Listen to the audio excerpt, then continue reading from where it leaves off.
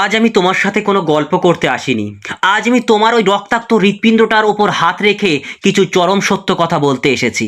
তুমি কি জানো, গত রাতেও তুমি যখন বালিশে মুখ গুজে কাঁদছিলে, তখন যার জন্য তোমার এই চোখের জল, সে অন্য কারোর সাথে হাসিতে মেতেছিল।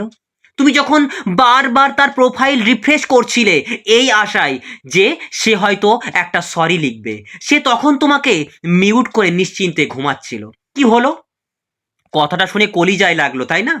লাগারই কথা, কারণ তুমি নিজেকে একটা মানুষের পায়ের কাছে সঁপে দিয়েছো যে তোমার যোগ্যতায় রাখে না। সে তোমাকে অবহেলা করছে, তোমাকে তুচ্ছ তাচ্ছিল্য করছে, আর তুমি কি করছো?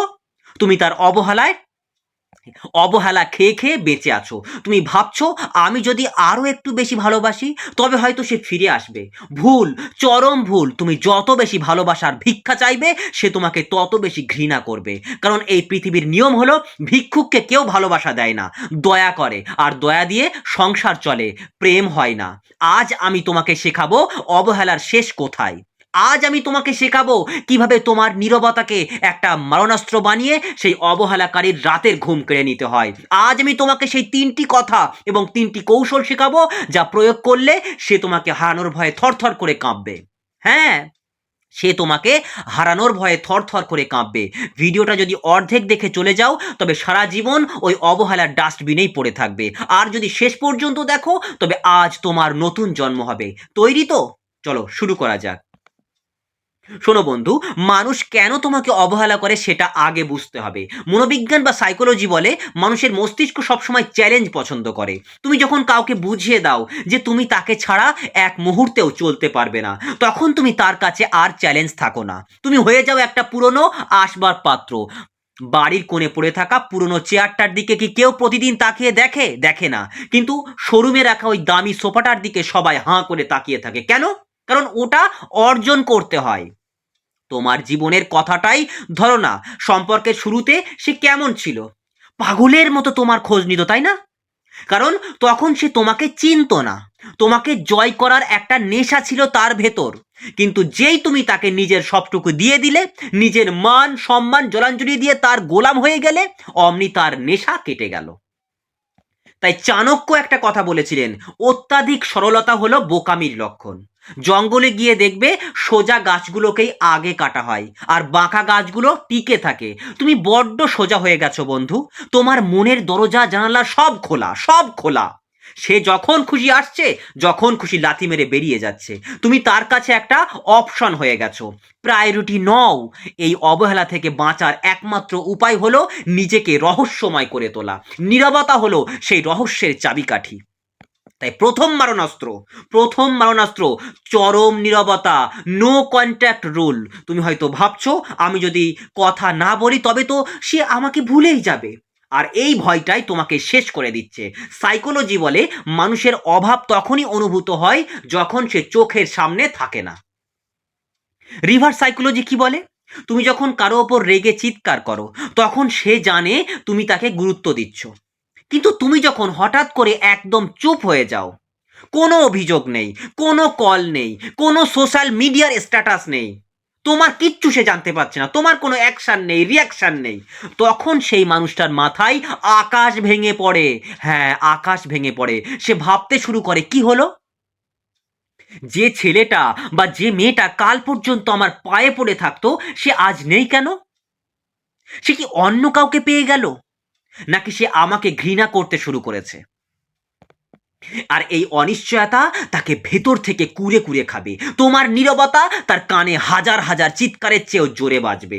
আজ থেকে, এই মুহূর্ত থেকে তার সাথে সব যোগাযোগ বন্ধ করো, সব যোগাযোগ বন্ধ করো। সে যদি মেসেজ দেয় রিপ্লাই দেবে না, সে যদি কল দেয় ধরবে না। তুমি বলবে, এটা কি ঠিক হবে? তুমি হয়তো মনে মনে বলবে, এটা কি ঠিক হবে? শোনো, যে তোমাকে অবহেলা করছে সে তোমার সময়ের যোগ্যই নয়। তাকে বুঝতে দাও তোমার সময়ের দাম কত। তাই এডমন্ড বার্ক বলেছিলেন, শয়তানের জয়ের জন্য এইটুকুই যথেষ্ট যে ভালো মানুষরা চুপচাপ বসে থাকবে। কিন্তু আমি বলি, অবহেলাকারীর পতনের জন্য এটুকুই যথেষ্ট যে তুমি নিজেকে সরিয়ে নেবে, ব্যাস। যখন সে দেখবে তোমার কোনো খবর পাওয়া যাচ্ছে না, তখন তার ইগোতে আঘাত লাগবে। আর ইগোতে আঘাত লাগলে মানুষ পাগলের মতো সেই জিনিসটা ফিরে পেতে চাইবে। দ্বিতীয় মারণাস্ত্র, নিজের ওপরে ইনভেস্ট করো। The transformation. শুধু নীরব থাকলে হবে না বন্ধু, হবে না। সেই নীরবতার আড়ালে নিজেকে তৈরি করতে হবে। তুমি কি জানো অবহেলার সবচেয়ে বড় প্রতিশোধ কি? ঘৃণা? না। গালি? না। অবহেলার সবচেয়ে বড় প্রতিশোধ হলো চরম সাফল্য, ম্যাসিভ সাকসেস। মানুষ সবসময় তার চেয়ে শ্রেষ্ঠ মানুষের সাথে থাকতে চায়। আজ সে তোমাকে অবহেলা করছে কারণ সে নিজেকে তোমার চেয়ে ওপরে মনে করে। তাকে ভুল প্রমাণ করো, ভুল প্রমাণ করো। তুমি যদি বেকার হও তবে দিন রাত এক করে কাজ করো। তুমি যদি ছাত্র হও তবে এমন রেজাল্ট করো যেন লোকে তোমার কথা বলতে বাধ্য হয়। আর যদি তোমার চেহারা নিয়ে সে খোঁটা দিয়ে থাকে তবে জিমে যাও, নিজের গ্রুমিং করো। ব্যাস, কল্পনা করো, কল্পনা করো, জাস্ট ইমাজিন করো 1 বছর পর সেই মানুষটার সাথে তোমার রাস্তায় দেখা হলো। সে দেখলো তুমি আগের চেয়ে অনেক বেশি আত্মবিশ্বাসী, সেলফ কনফিডেন্ট। তোমার পরনে বা তোমার গায়ে দামি পোশাক, তোমার চোখে জেদ এবং তোমার মুখে এক চিলতে প্রশান্তির হাসি। সেদিন তার মনের অবস্থা কি হবে ভেবে দেখেছো? সে নিজেকে পৃথিবীর সবচেয়ে বড় গাধা মনে করবে। সে ভাববে আমি এই হীরাটাকে অবহেলা করেছিলাম। তাই মনীষীরা খুব দামি দামি কথা বলে গেছে। স্বামী বিবেকানন্দ বলেছিলেন, বারবার সেই কথা আমি তোমাদের শোনাচ্ছি, জেগে ওঠো, সচেতন হও এবং লক্ষ্যে না পৌঁছানো পর্যন্ত থেমো না। তোমার লক্ষ্য ওই মানুষটা নয়, তোমার লক্ষ্য হলো তোমার নিজের শ্রেষ্ঠ সংস্করণ। তুমি যখন নিজেকে ভালোবাসতে শুরু করবে তখন পৃথিবী তোমার পেছনে লাইন দেবে। আর ওই অবহেলাকারী মানুষটা তখন ভিড়ের মধ্যে দাঁড়িয়ে শুধু আফসোস করবে, শুধু আফসোস করবে। সেই 3 জাদুকরী কথা যা তাকে কাঁপিয়ে দেবে, এটা কিন্তু তোমাকে অবশ্যই শোনাবো। এবার আসি সেই পয়েন্টে যা তুমি চেয়েছিলে। এমন 3টি কথা যা তাকে তোমার সামনে হাঁটু গেড়ে বসতে বাধ্য করবে। কিন্তু মনে রাখবে, এই কথাগুলো শুধু মুখ দিয়ে বললে হবে না, এগুলো তোমার ব্যক্তিত্বে থাকতে হবে। এটা মুখে হুট করে কথা বলে দিলাম কিন্তু তোমার মধ্যে সেটা প্রকাশই পেল না, এমনটা হলে কিন্তু হবে না। তাই মন দিয়ে শোনো, কান খুলে শোনো। প্রথম কথা, ধন্যবাদ তোমাকে আমাকে একা থাকতে শেখানোর জন্য। কি? ধন্যবাদ তোমাকে আমাকে একা থাকতে শেখানোর জন্য। এই কথাটার গভীরতা বুঝতে পারছো? যখন তুমি তাকে বলবে যে তার দেওয়া এই একা থাকাটা তুমি উপভোগ করছো, তখন সে বুঝতে পারবে সে তোমাকে আর কষ্ট দিতে পারছে না। তার হাতের ক্ষমতাটা কেড়ে নিলে তুমি, সে তোমাকে কাঁদতে দেখে আনন্দ পেত, মনে মনে আনন্দ পেত। এখন দেখবে তুমি হাসছো আর তার ভেতরটা কাঁপবে, সে কাঁপবে। দ্বিতীয় কথা, আমি আগে ভুল মানুষকে গুরুত্ব দিতাম, এখন আমি নিজেকে গুরুত্ব দিই। ব্যাস, তাকে সরাসরি বুঝিয়ে দাও যে সে তোমার জীবনের একটা ভুল মানুষ ছিল। মানুষ হিসেবে কেউ নিজেকে ভুল বা আবর্জনা হিসেবে দেখতে পছন্দ করে না। যখন সে শুনবে যে সে তোমার জীবনে আর স্পেশাল কেউ নয়, বরং একটা শিক্ষা মাত্র, তখন তার আত্মা কেঁপে উঠবে। তৃতীয় কথা, তুমি চাইলে আমার চেয়ে ভালো কাউকে পেতে পারো। তুমি চাইলে আমার চেয়ে ভালো কাউকে পেতে পারো, কিন্তু আমার মতো কাউকে কোনোদিন পাবে না। এটি কোনো ইগো নয়, এটি হলো আত্মবিশ্বাস। এই কথাটা বলে যখন তুমি নির্বিকারভাবে হেঁটে চলে যাবে, তখন সে তার বাকি জীবনটা তোমার ছায়া খুঁজে বেড়াবে। আর এটাকে সাইকোলজিতে বলা হয় দ্য আনরিপ্লেসেবল ট্রমা। ঠিক আছে? আনরিপ্লেসেবল ট্রমা মানে সে কোনোদিন তোমার সেই জায়গাটা রিপ্লেস করতে পারবে না। শোনো বন্ধু, তোমাকে একটা গোপন কথা বলি যা কোনো সাধারণ মানুষ তোমাকে বলবে না। যে তোমাকে অবহেলা করছে সে আসলে মানসিকভাবে খুব একটা শক্তিশালী নয়। বিশ্বাস করো এটাই, সে মানসিকভাবে খুব একটা শক্তিশালী নয়। সাইকোলজি বলে যারা অন্যকে অবহেলা করে আনন্দ পায় তারা আসলে সুপিরিয়রিটি কমপ্লেক্সে, মানে এরকম একটা রোগ, এটাতে ভোগে। তারা ভাবে তোমাকে কষ্ট দিলে তাদের নিজেদের দাম বাড়বে। আচ্ছা ধরো তুমি যখন তাকে 10টা মেসেজ করো আর সে একটাও রিপ্লাই দেয় না, তখন সে আয়নার সামনে দাঁড়িয়ে নিজেকে অনেক বড় কেউ মনে করে। সে ভাবে দেখো আমি কত দামি, একজন আমার জন্য পাগল হয়ে আছে। তুমি আসলে তার ইগোকে খাবার দিচ্ছ। তুমি যত বেশি তাকে পাত্তা দিচ্ছ, সে তত বেশি নিজেকে রাজা বা সে তত বেশি নিজেকে রাজা বা রানী ভাবছে। তাই সমাধানের রাস্তা কি? আজ থেকে আজ থেকে তার এই ইগোর সাপ্লাই বন্ধ করে দাও। একদম বন্ধ করে দাও, ইগোর সাপ্লাই টোটালি বন্ধ করে দাও। তাকে উপোস করিয়ে মারো। যখন সে দেখবে তার ওই অবহেলায় তোমার আর কিছু যায়ও না আসেও না, তখন তার ওই মিথ্যা রাজপ্রসাদ ভেঙে পড়বে। সে তখন নিজেই হীনমন্যতায় ভুগবে। সে ভাববে তবে কি আমার কোনো দাম নেই? তবে কি সে আমাকে ছাড়াও ভালো আছে? এই প্রশ্নগুলো তাকে রাতে ঘুমাতে দেবে না। হ্যাঁ, রাতে ঘুমাতে দেবে না। আর তুমি যদি চাও সে তোমাকে হারানোর ভয়ে কাঁপুক, তবে তোমাকে পুশ অ্যান্ড পুল থিওরি বুঝতে হবে। এটি মনোবিজ্ঞানের একটা খুব শক্তিশালী অস্ত্র। কিভাবে এটি কাজ করে? এতদিন তুমি পুল করেছো, মানে তাকে নিজের দিকে টেনেছো, তাতে সে তোমাকে সস্তা ভেবে দূরে ঠেলে দিয়েছে। এবার তুমি তাকে পুশ করো, অর্থাৎ তাকে বুঝিয়ে দাও যে তুমি তাকে আর চাও না। ধরো সে তোমাকে হঠাৎ করে একটা মেসেজ দিল, তুমি সাথে সাথে রিপ্লাই দেবে না, অন্তত 5 থেকে 6 ঘন্টা পর রিপ্লাই দাও। তাও খুব ছোট করে দাও, যেমন শুধু হ্যাঁ বা না। সে যখন দেখবে তোমার সেই দীর্ঘ মেসেজের বন্যা হঠাৎ শুকিয়ে গেছে, তখন সে মানসিকভাবে অস্থির হয়ে পড়বে। তাই একজন বিখ্যাত দার্শনিক বলেছিলেন, মানুষ তার গুরুত্বই তখনই বোঝে যখন সে অন্যের অবহেলার শিকার হয়। তুমি এতদিন তার অবহেলা সহ্য করেছো, এবার তাকে তোমার উদাসীনতার স্বাদ পেতে দাও। উদাসীনতা হলো এমন এক বিষ যা ধীরে ধীরে মানুষকে গ্রাস করে। সে যখন দেখবে তোমার পৃথিবী আর তাকে ঘিরে ঘুরছে না, সে তখন নিজের অজান্তেই তোমার দিকে এগিয়ে আসবে। কিন্তু মনে রেখো, তখন তুমি তাকে প্রশ্রয় কিন্তু আর দেবে না। তুমি কি জানো সোনা যতক্ষণ না আগুনে পড়ে ততক্ষণ তার উজ্জ্বলতা বের হয় না? তোমার জানা ছিল? আজকে জেনে নাও সেটাই। তোমার এই অবহেলার কারণ মানে কালবেলা হলো তোমার সেই আগুন। অনেকে অবহেলা সইতে না পেরে আত্মহত্যার পথ বেছে নেয় বা নেশায় ডুবে যায়। ওটা হলো কাপুরুষের লক্ষণ। আমি জানি তোমার খুব কষ্ট হচ্ছে, মনে হচ্ছে বুকের ভেতরটা কেউ ছিঁড়ে ফেলছে, তাই না? কিন্তু এই কষ্টটাকে শক্তিতে রূপান্তর করো। নেপোলিয়ান বোনাপার্ট বলেছিলেন, অসম্ভব শব্দটি কেবল মূর্খদের অভিধানে পাওয়া যায়। তোমার জন্য কিছুই অসম্ভব নয়।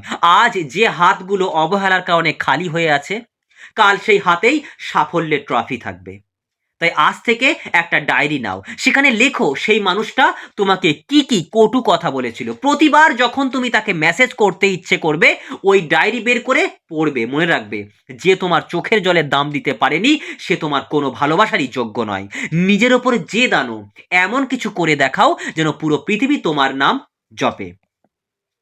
আর নীরবতা, বারবার বলি, power of silence.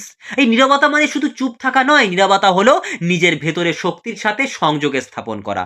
Mahatma Gandhi থেকে শুরু করে বড় বড় ঋষি মুনিরা নীরবতাকে কেন বেছে নিতেন জানো?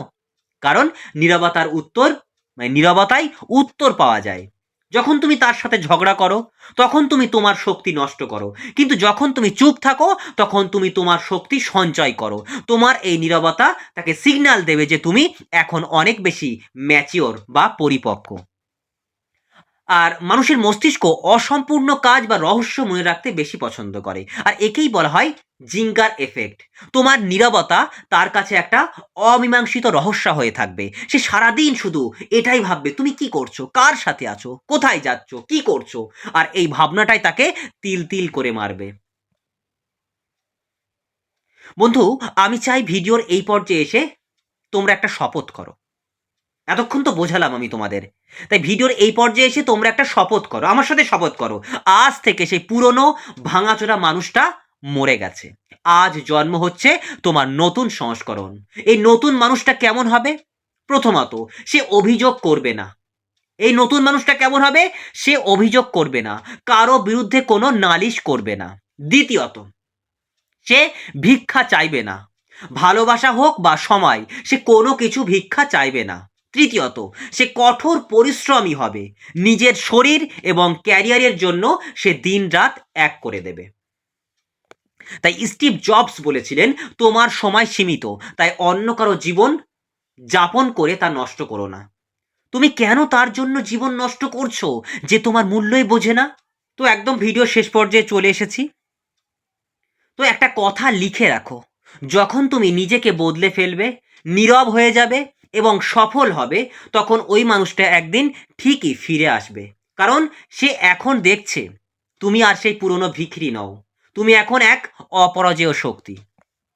মানুষ যখন দেখে তার ফেলে দেওয়া জিনিসটা হীরায় পরিণত হয়েছে, তখন সে ওটা আবার পাওয়ার জন্য মরিয়া হয়ে ওঠে। কিন্তু বন্ধু, তখন তুমি কি করবে? সে যখন মেসেজ করবে কেমন আছো বা ভুল হয়ে গেছে, তখন তোমার উত্তর কি হবে?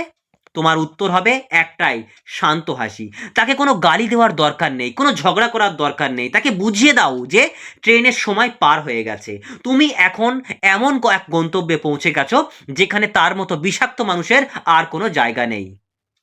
তাই বিদায় তারাই দেয় যারা চোখ দিয়ে ভালোবাসে, আর যারা আত্মা দিয়ে ভালোবাসে তাদের কোনো বিচ্ছেদ নেই। কিন্তু যে তোমার আত্মাকেই চিনছিল না, তাকে দ্বিতীয়বার সুযোগ দেওয়া মানে নিজের পায়ে আবার কুড়ুল মারা। নিজের সাম্রাজ্য নিজে গড়ো। অবহেলার প্রতিশোধ তাকে কষ্ট দেওয়া নয়, বরং নিজেকে এতটাই সুখী করা যেন তার অস্তিত্ব তোমার কাছে ধুলোর সমান হয়ে যায়। বাস্তব জীবনে দেখো, যারা আজ সফল তাদের প্রত্যেকের পেছনে একটা বড় অবহেলার গল্প আছে।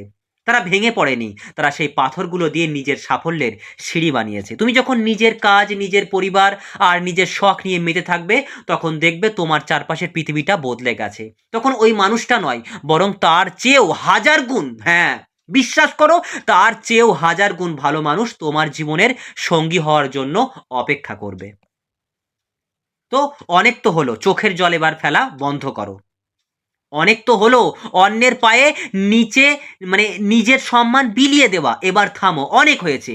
আজ এই ভিডিওটি দেখার পর থেকে তুমি আর সেই মানুষটি থাকবে না। আজ থেকে তোমার চোখের জল হবে তোমার সাফল্যের জ্বালানি। মনে রেখো, তোমার নীরবতা যেন তাকে প্রতিটা মুহূর্ত মনে করিয়ে দেয় যে সে কি হারিয়েছে, আর তোমার সাফল্য যেন তাকে বুঝিয়ে দেয় যে সে কত বড় ভুল করেছিল। যে তিনটি কথা আমি তোমাকে শিখিয়েছি, সেগুলো আজ থেকে তোমার বর্ম, তোমার অস্ত্র, তোমার ঢাল। যাও নিজেকে তৈরি করো, জগৎকে দেখিয়ে দাও, পৃথিবীকে দেখিয়ে দাও যে তোমাকে ভেঙে ফেলা অতটা সহজ নয়। তুমি মাটির পুতুল নও যে কেউ চাপ দিলে ভেঙে যাবে। তুমি হলে ইস্পাত, যত বেশি আঘাত পাবে তত বেশি শক্তিশালী হবে। যদি আজকের এই কথাগুলো তোমার কলিজায় সামান্যতম আগুন জ্বালিয়ে থাকে, তবে নিজের ওপরে বিশ্বাস হারিও না। কমেন্টে লিখে যাও, আজ থেকে আমি আমার নিজের রাজা বা রানী। কি লিখবে? আজ থেকে আমি আমার নিজের রাজা বা রানী। তো পরিশেষে একটা কথাই বলি বন্ধু, ভিডিওটি ভালো লাগলে লাইক করো, একটু হাইপ করে দিও, আর সেই মানুষটাকে শেয়ার করো যার আজ এই কথাগুলো শোনার খুব দরকার ছিল। দেখা হবে তোমার সাফল্যের গল্পে। আমাকে কমেন্টে জানিও। ততক্ষণ পর্যন্ত শান্ত থাকো, নীরব থাকো, আর নিজের কাজ দিয়ে জগৎকে জয় করো। ভালো থেকো, জয় তোমারই হবে।